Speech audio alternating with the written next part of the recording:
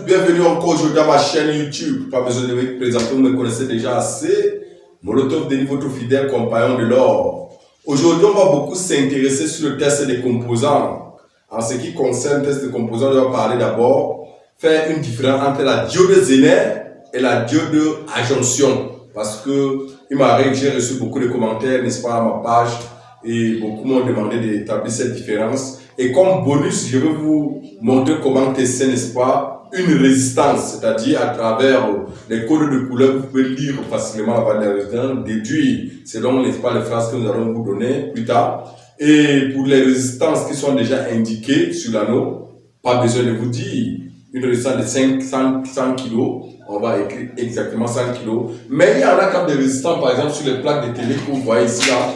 Il y a des résistances qu'on met juste les codes de couleur. À partir des codes de couleur, vous pouvez déduire, c'est-à-dire comprendre exactement il s'agit de quel type de résistance. Mais pour commencer, comme promis au départ de la vidéo, je vous montre comment tester une diodo Zener et une diodo à jonction et faire la différence entre les deux. Merci, nous passons à la phase pratique. Ici, une diode à jonction que vous voyez ici là. C'est une diode à jonction. Et j'ai ici une diode Zener. Une diode Zener avec, n'est-ce pas, l'anneau en verre. Or, l'autre qui est en porcelaine. Très bien. Et comme vous voyez ici, ça symbolise déjà l'anode, c'est-à-dire l'entrée, le côté positif. Et ça, c'est la cathode, le côté négatif, c'est-à-dire anode, cathode. Et la diode conduit de cette façon que vous voyez là, c'est-à-dire la diode conduit lorsqu'on passe de l'anode à la cathode. Mais l'inverse, la diode montrera bloqué.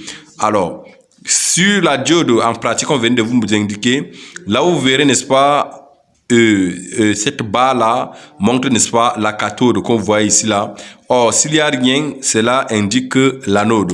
Ok, nous allons maintenant passer en testant à l'aide du multimètre, voir, comme je vous avais dit, voici une barre blanche ici qui indique déjà la cathode et l'autre côté qui indique l'anode.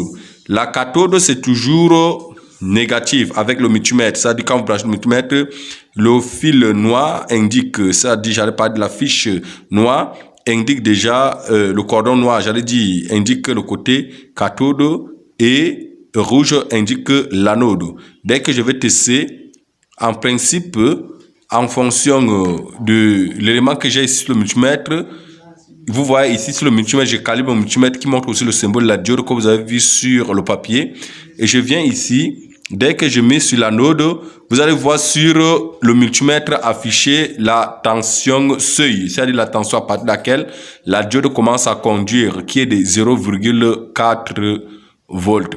Maintenant, quand je vais inverser, c'est-à-dire, je prends maintenant le cordon noir, j'envoie là, et rouge ici, vous verrez que sur le multimètre, la diode nous montre bloqué, c'est-à-dire une valeur infinie. Ça, il s'agit ici d'une diode à jonction. Nous passons maintenant à une diode Zener. Avec la diode Zener, j'ai fait aussi la même chose, c'est-à-dire le rouge sur l'anode et le noir sur la cathode. Je vais voir une fois la tension de seuil de la diode Zener qui est de 0,6. C'est-à-dire 0,62 qui est sensiblement égal à 0,7. C'est la tension seuil de la diode Zener. Et dès que je vais inverser la polarisation, je vais voir ici que cette diode nous indique bloqué. Très bien. Comme bonus, n'oubliez pas d'aimer la page et n'oubliez pas de vous abonner si vous êtes surtout nouveau dans cette chaîne parce que c'est la récompense qu'il nous faut pour cette vidéo. Ok, j'ai ici une résistance de couleur marron, noir et rouge.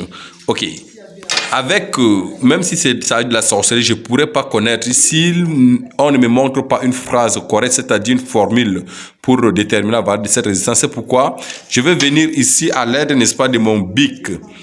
Je mets, n'est-ce pas, tous les codes de couleurs qu'il me faut possible N qui veut dire noir, M qui veut dire marron. Bon, pour ne pas beaucoup tergiverser, veut dire no, ma, roux, or, ja, vert, bleu,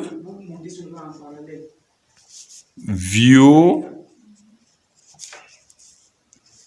gris, blanc. Ok.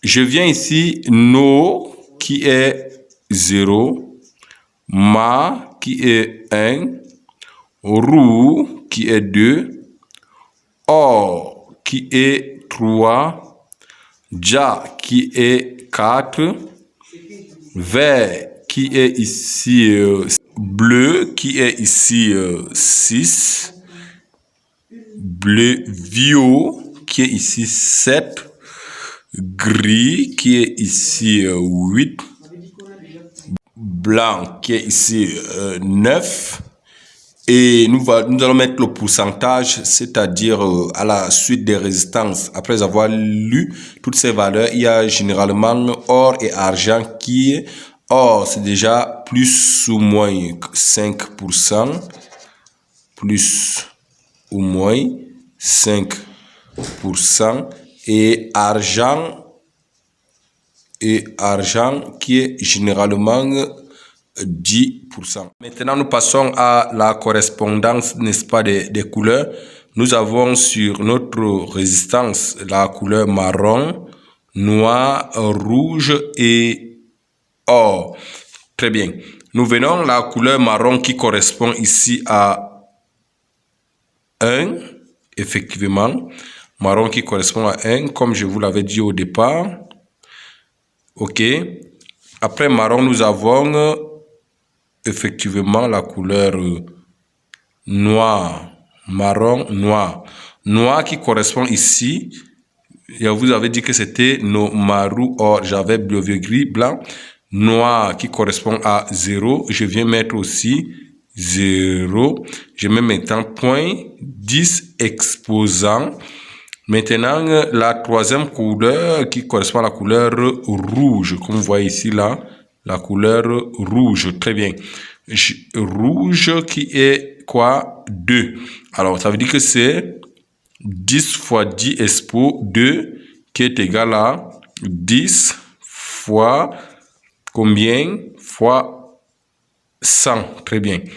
10 fois 100 qui est égal à quoi? À 1000. 1000, très bien.